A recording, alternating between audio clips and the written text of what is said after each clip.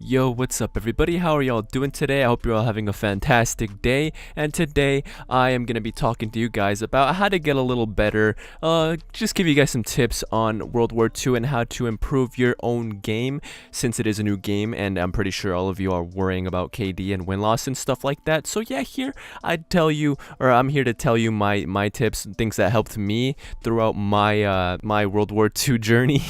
And yeah. So tip number 1, sensitivity. 4.4 is the default sensitivity, and for the beta it was beautiful. 4.4 was really good. 3.3 was bad, or was a little but in the beta I loved 4.4 and I thought that it would translate to the full game.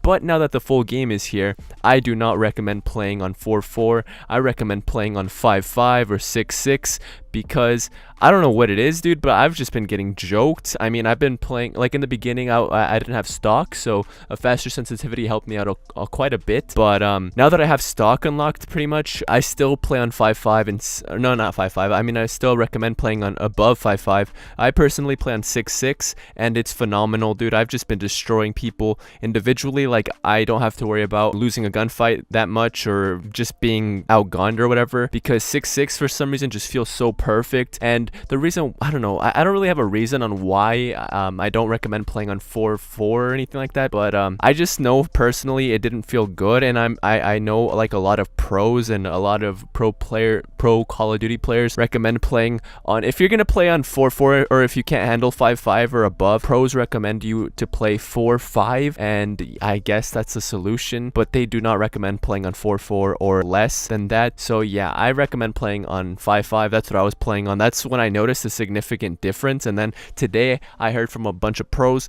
or I was watching the stream and I heard from a bunch of pros that 5.5 and above was really good. I know one pro player plays 5.6 and he's doing pretty good. I play on 6.6 and it's just phenomenal. I love it. I recommend it. And yeah, I use the PPSH a lot and it makes it more consistent. And yeah, it honestly does help me with those long range gunfights. I don't know what it is. On the past Call of Duties, if you were playing on a fast sensitivity, you would like not be able to shoot very well from longer distances. But now in this Call of Duty, it's weird. Like it helps me a whole lot more, and I really recommend you to switch up your sensitivity. Who knows, maybe you could play on 3.3 or 4.4, but if you are losing a couple of gunfights, I really do recommend changing your sensitivity. Next tip, I recommend for you to, if you liked stock in the past, I recommend you to use the infantry class, because I messed up and I chose airborne because I thought the SMG person would have the stock in its arsenal, in its ability thingies, but it didn't have it. So I was like, oh flip. So I was late into the party. If I had stock early on, I would have been gunning a lot more people. So yeah, I recommend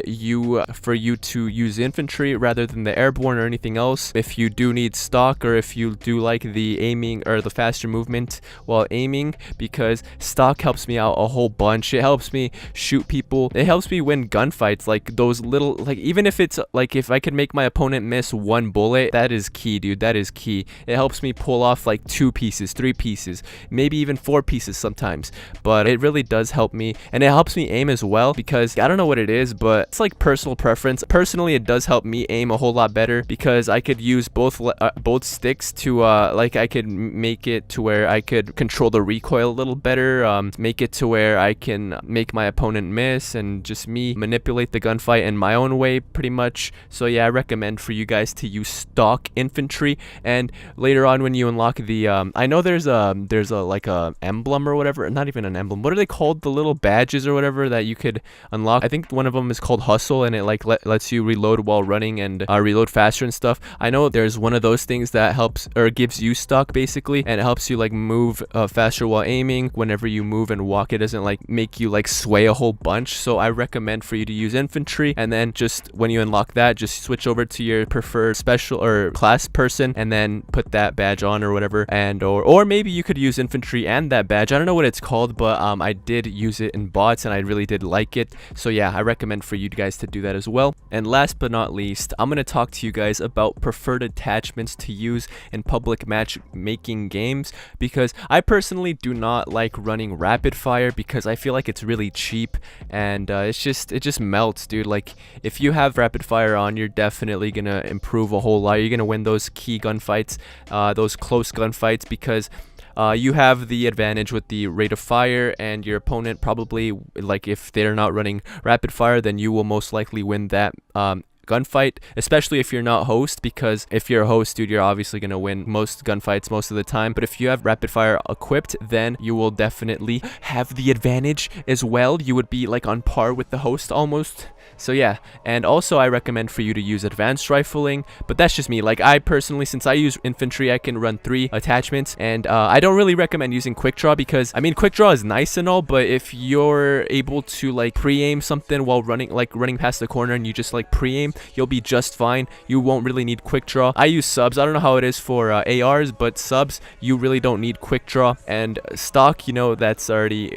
in infantry, so that's basically like running 4 attachments, which is awesome. So what I usually run on my PPSH, which melts, dude, I don't lose gunfights a lot. Like, I use advanced rifling, I use grip and rapid fire, and right there, dude, just right there, I melt, dude. Like, using 6.6 sensitivity, dude, I melt people. I destroy them, completely obliterate them. If like, I don't have to, I'm not really worried in like any gunfight that I get in. Close quarters, longer range, longer distances, like I can even gun people off headies. It's crazy. But the one thing that does hold me back a whole lot, dude, is matchmaking in this game. I don't know what it is. Maybe it's a bunch of people that I'm playing against that are in parties and stuff, but I do not know. Like, my teammates are burgers, dude. They drop like 0 kills, 16 deaths. And also, one more tip that I could give you is if you play team deathmatch, usually there's not a whole bunch of like crazy good talented players on team deathmatch. It's mostly like the average Joes. So yeah, if you play domination or hardpoint and you worry about the win-loss ratio in there, and if you're playing solo, then I do not think your KD will come out unscathed.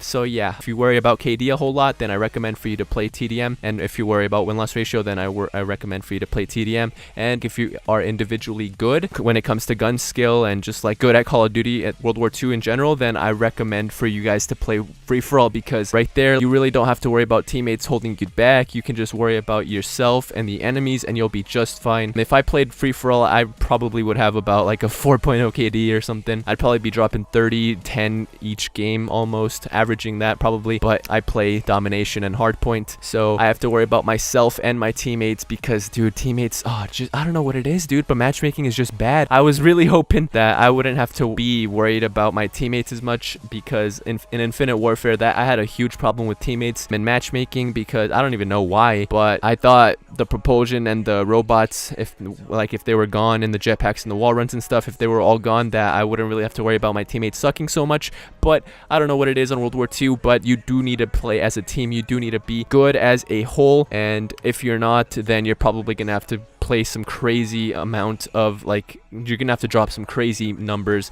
to win the game if your team sucks as much as mine does. Like I said, most of my teammates drop like 0 and 16, 20 deaths. So yeah, it just sucks, dude. And I hate it, dude. I hate matchmaking in this game. I think it's one of the worst. So I hope some of these tips help you guys out, because, you know, I did not know these tips coming into the game. Like, I played the beta, and I thought that the guns that I liked in the beta, like the PPSH, was gonna do good, and at first I was doing kind of bad on with it, but now that I finally have stock on, I turned up my sensitivity. Now that I have the right attachments on it and stuff like that, dude, stuff like that helps out a whole bunch. So I hope you guys do good things in World War II. I hope you guys come out on top when it comes to gunfights. And yeah, man, thank you guys so much for watching. I'll see you in the next one. Peace.